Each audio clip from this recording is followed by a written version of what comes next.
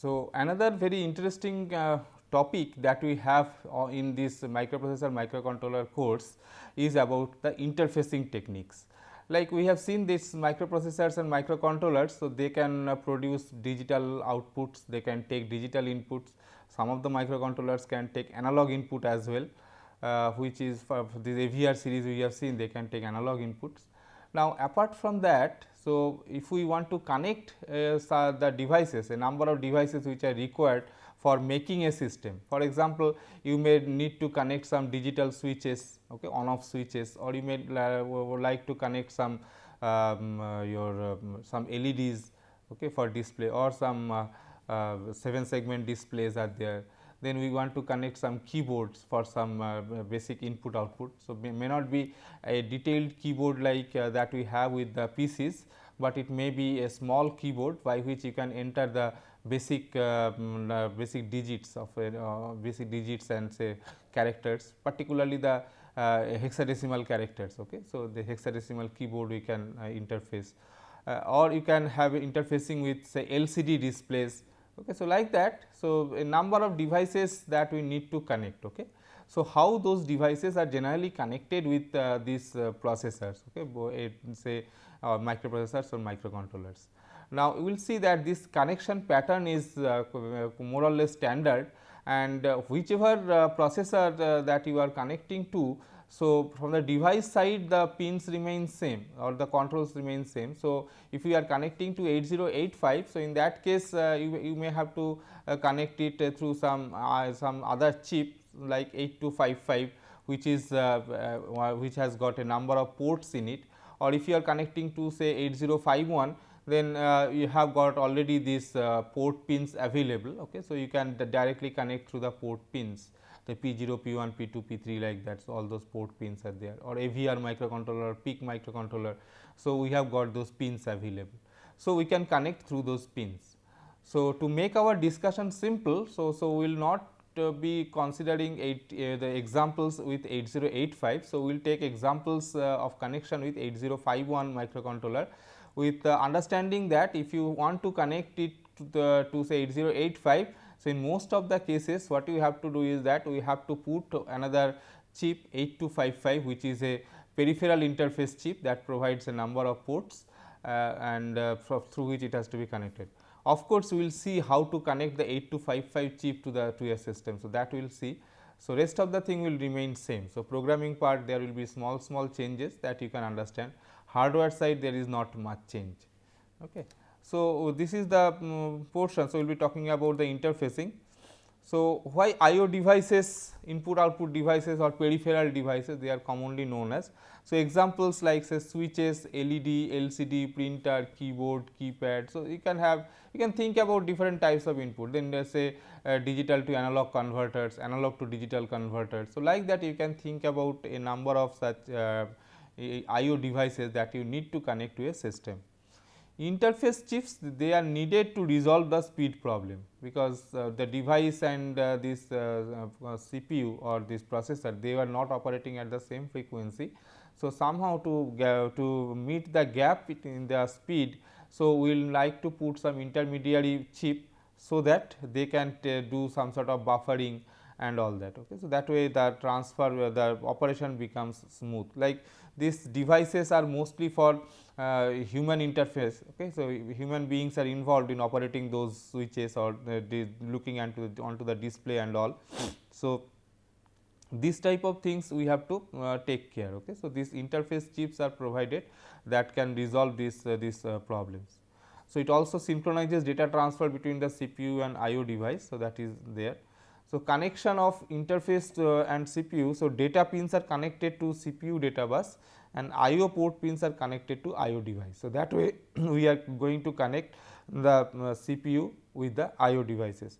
Now, the CPU may be connected to multiple devices, and IO ports are the simplest interface. IO ports are simple port bits, like say we can have a situation like this, that we have got this as the CPU, and then the CPU directly has got this number of ports. So, this may be one port. So, this may be another port. So, like that. So, from this I can connect some device directly.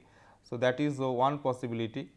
Another possibility that we have is that we have got some other interface chip, and through, so this is a port. So, from this port we have got connection to another interface chip. So, this is some interface chip, and with that interface chip, so we have got the device connected. So, the devices whose functionalities are complex, so they will be connected like this, and the devices whose functionalities are simple, like they will be connected directly with the ports of the processor. So, we will look into many such examples of these devices and their connections. So, first of all, we see how can we connect a switch on the I/O ports. So, these are the various facilities by which we can do this. Say, so the first configuration, so it gives logic 0 on the switch. Is when the switch is closed, so this point will the voltage will be 0. So, as a result you will get a 0 here. So, if the switch is closed, you get a 0 here. If the switch is open, so if you measure the voltage at this point, you get a 1. And there is a resistor here. So, this is a current limiting resistor. So, the current will be not more than, so it is 10 k. So, the current will be 5 volt divided by 10 k. So, the current is limited. So, this is good because it will not the current that will be going through the port pin is limited by this resistance. Okay. So, this gives a current of about 0.5 milliampere when the switch is closed. Okay. And in case 2, it gives logic 1 on this switch is closed and high current. So, this is when the switch is closed. So, say this configuration. So, this configuration we have got this when the switch is closed. So, you will get a high voltage here. Now, the difference from this configuration to this configuration, when the switch here when the switch is open, so you are getting a voltage value, but here the voltage value will be when the switch is closed, the voltage value is determined by the current that we have here, the drop across this resistance. So, that will determine this thing, but the current flow will be high because this is 470. So, they are 470 ohm. So, compared to this 10 k. So, as a result, when the switch is closed, there will be high current flowing into the device. So, case 3 is this one. So, here I have got this situation. So, we have, if we close this pin, so close this switch, then this line is directly connected to port pin, and this is a bit risky because this port pin may, so you see that there is no resistance here. So, the very high current will flow through this line. So, it is this connection is not advisable. So, we should this is not advisable. So, whenever we have got this type of configuration, so it is better to have it like this. So, have a current limiting resistance at this point and then make the connection. Okay. So, it is always advisable like this. So, and this one you see that okay, when this the switch is closed, so you get a 0. If the switch is open, so it depends on the technology. So, maybe if it is open, so this line is open. So, as a result, that open may be taken as logic high. So, if that is the case, if there is an internal pull up available, so if it says that there is an internal pull up so inside the chip. So, if this is the chip, so if there is an internal pull up to this pin, then of course, there is fine, but otherwise this will be having difficulty because the current flow will be a problem. But this case 3 is not advisable. So, we try to avoid this case 3. Next, we see into some simple input devices like this. So, which is known as the DIP switch. So, this DIP stands for dual inline package. So, dual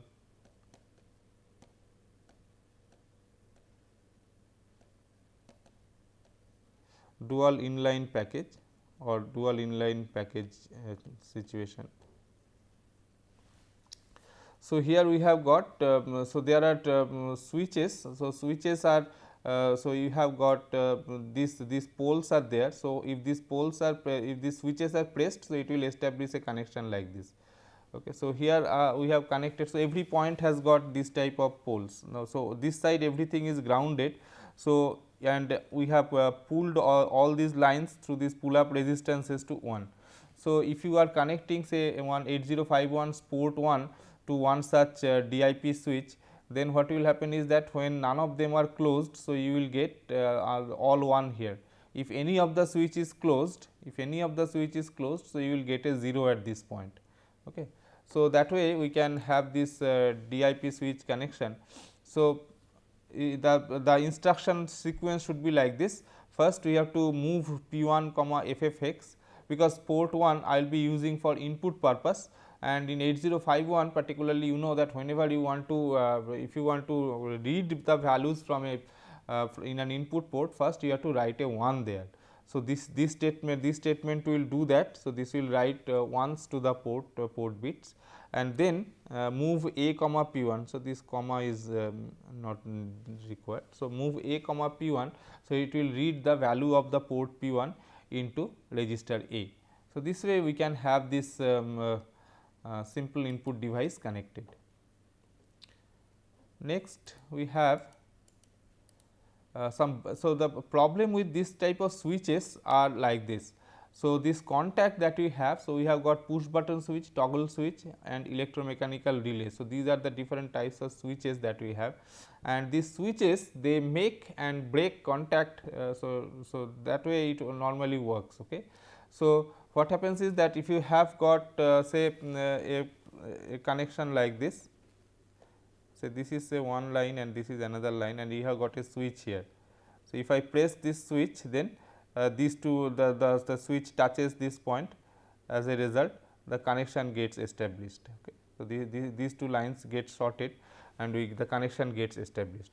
But when you are doing this, what happens is that you get this type of situation, that is the so the initially the line is high. So, if you have got a pull up like this. So, if you have got a situation like this, that this side is say grounded, and this side we have got this switch, and this side I have got a pull up, and this is the input to the microcontroller. So, this is the port of the microcontroller. Now, you see that when you make this connection or push this switch and make the connection, then you have then this connection will be established, but the initially the value of the line was high. So, it will become low, but since it is a mechanical process due to vibration, so this contact will not be firm. So, it will jump a few times before it gets settled to the stable value. So, that way, so like when we are pressing a point, pressing a switch, so by human being. So, this due to this mechanical make and break of contacts. So, if you read this port bit, and since the microcontroller will be operating at a very high frequency, so compared to the speed at which we are pressing the switches and all. So, you will get a large number of ones and zeros. So, as if this is one place, say this is, it will be taken as this one as one place, then this one will be taken as another place, this one will be taken as another place, this one will be taken as another place. So, as if the switch has been pressed so many times, which is not correct. So, this is called contact bounce, or in a switch it is called switch bounce. So, if we are using say edge triggered interrupt for the, so if we say that okay, instead of connecting to port, so this is actually connected to the INT 0 pin of the processor. So, INT 0 pin of the processor, which is edge triggered.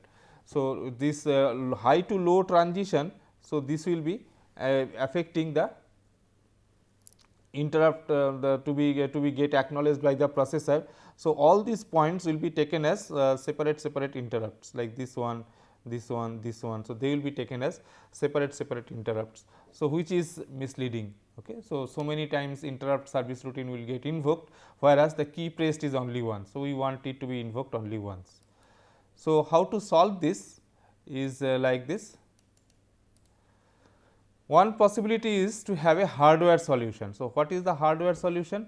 So, this RC, so we put a resistance, and so up to this much was there. Okay. So, if you just forget about this capacitor connection, so up to this much we have seen in our previous diagram. Now, we put a capacitor here, so that if this when the switch is not pressed, so this capacitor will be charged and you will get a 1 here. but when this is when this switch is pressed, then this capacitor will get discharged and you will slowly get a so this capacitor will be discharged, and then then depending upon this RC values, so this capacitor will be charged again slowly.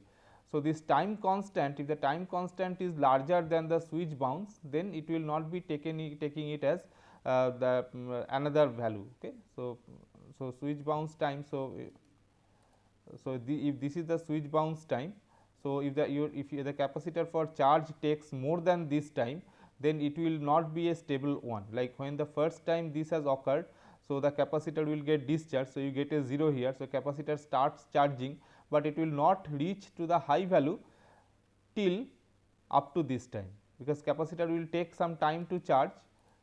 So capacitor will require, depending upon the RC constant value, so it will take some time to charge, but it will not charge that fast. Okay, because of the reason that this RC time constant is reasonably high compared to the contact bounce. So this way we can avoid this bouncing thing, bouncing activity, so we can avoid. Another solution, so that we have is a software solution. So what we do, we read the new state of switch n time. So so maybe n equal to 2 at least. Okay. So what we do, once we detect that a key has been pressed, so accordingly you have found a 0 on the port bit. So you wait for some time and then again read the value. So if again, if it is not stable, then possibly you will get a 1 at that time. So as a result, you can take it that this is actually a bouncing. So if you get a 0, that means you have crossed over that bouncing region. So like here, so if you first time I read the key, so it is basically here. Then if I know that what is the typical bouncing time, so typical bouncing time maybe say 10 millisecond. So after 10 millisecond I again read the value of the switch. Okay. So if now value of the port bit, so here also if I find the value is 0, that means the key has been pressed. And if it is just some flicker noise etc., so that the key is not actually pressed, so it was just due to some vibration it came and all that, then it will not come to 0 here. So it will remain, it will become high after some time. So when you read after a delay, so you will get a high there, so you will not get this low. So this way we can think about doing a software debouncing. So we read the new state of the switch n times. So this I have talked about only one time. So you can do it several times. If you to get to be more confident, so you can read the switch several times and then you can do this thing. So wait and this is the wait and see technique. So when the input drops, an appropriate delay is executed. So when the port bit has come to 0, so you wait for a time of say 10 millisecond, and then the value of the line is checked again to make sure that the line has stopped bouncing.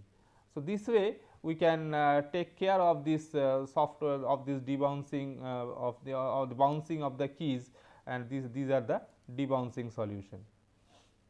So with this idea, so we can look into the interfacing of a keypad. Okay. So suppose we have got a 4x4 matrix keyboard. So this is a keyboard where we have got the keys marked as 0, 1, 2, 3 up to say F. Okay. So this is also known as hexadecimal keyboard and things like that. So what we are essentially doing is, so if we press the key, so we need to read the value, we need to get the key number into this. So every key has got a corresponding location. You see that this particular key, so if I name the rows, so this is say row 0, row 1, row 2, row 3, and this is column 0, column 1, column 2, column 3. So every key, it has got a location in terms of those row index and column index. So how should we how can I detect that whether any key has been pressed?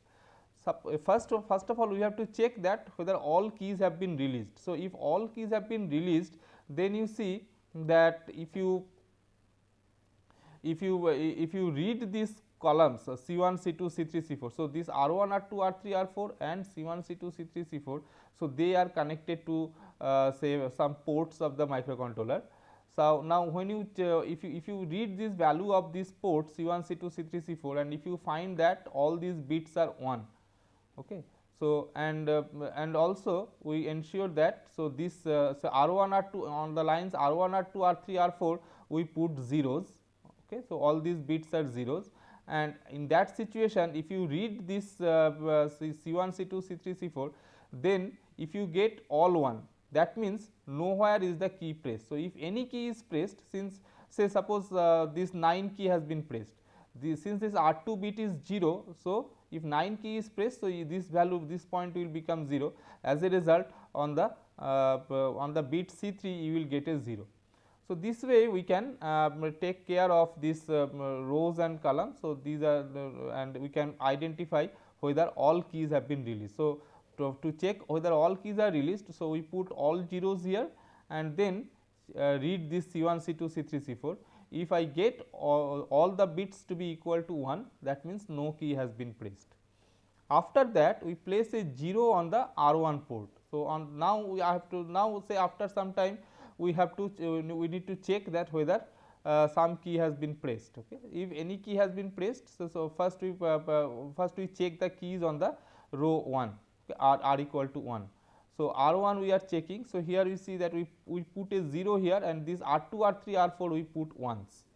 So, since R2 R3 R4, so these are 1. So, even if these keys are pressed, any of these keys are pressed, we are not going to sense it now. Okay. So, we will so those at C2 C3 C4, so I will be get so that effect will not come. But since this is 0, if any of these keys C, D, E or F has been pressed, so the corresponding bit will become 0. So, if the key C has been pressed, then you will get this bit C4 to be equal to 0. If key D has been pressed, you will get the key bit C3 equal to 0. So, that way whichever key is pressed, so you will get the corresponding thing as 0. So, I have made R1 equal to 0, and suppose I find that C1 is also equal to 0 after reading C1. So, what will happen? So, you take the intersection of R1 and C1, that is this one. So, it will mean that the key F has been pressed. So, after putting this 0 on the R1 port, we read the C port, and if there is a 0 bit, then the button at the column row intersection has been pressed. So, that is the intersection of row and column. So, that button has been pressed. If not, so if I find that all the bits are 1 only, then then in R1 nothing has been pressed, then we try to check the second row. Okay. So, now we put R2 equal to 0 and R1 R3 R4 equal to 1. So, putting R2 equal to 0.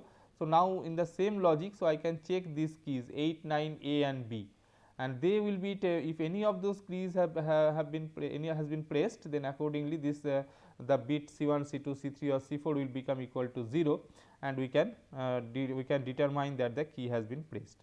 So, this way we can go on trying out different keys, and we can go on checking the if any key is pressed, so we can check it. So, this process is repeated. So, this placing of 0 at R1 port, after that we will place a 0 at R2 port, then place a 0 at R3 port. So, like that we can continue. So, this is the this may be a kind of possible connection like in 8051. So, we use port P1 for the connection. The rows are connected to bit number 4, 5, 6 and 7, and the column bit, that is C, are connected to bit number 0, 1, 2 and 3. So, first I have to see whether all keys have been so all keys are released or not. So, for that you see that this part these 4 bits of the port, so they will be acting as output port, whereas these bits, so they will be acting as input port. So, to ensure that we write P1 comma hash 0fx. So, this is the configuration of P1 port. So, after doing this, these bits will be acting as input and these bits will be acting as output. So, that is then we are reading the value of P1 into A. So, we are getting the value there. Then after that, so we have put a 0 here. So, 0 values are available and this is there. So, we are after that if we read the value of P1 into A. So, as a result I will get this bits 0, 1, 2, 3 set properly according to the placing of the key. So, I AND immediate with 0fx. So, I am not bothered about whether whatever be the values I have got here. So, I am bothered about the values that we got here. So, if I do an AND immediate with 0f, then this part will be coming and the upper part will be neglected. Then we compare with 0 fx. So, compare with this 0 fx. So, it will be comparing with that, and if it is not equal, if it is not equal to 0, then it will be if the value that I have in the A register is not equal to say 0 fx, then it will be jumping back to again the release. So, again it will be putting 0 here and f here, and then it will be reading the value of port P1 into the A register. So, this way this first part, so this will be doing the check that all keys are released from the operation. The rest of the program, so they will be actually selecting individual ports, this bit 4, 5, 6 and 7, put a 0 there, and rest of the things as 1, and then it will be checking whether the any key has been pressed in the in the corresponding columns of that particular row.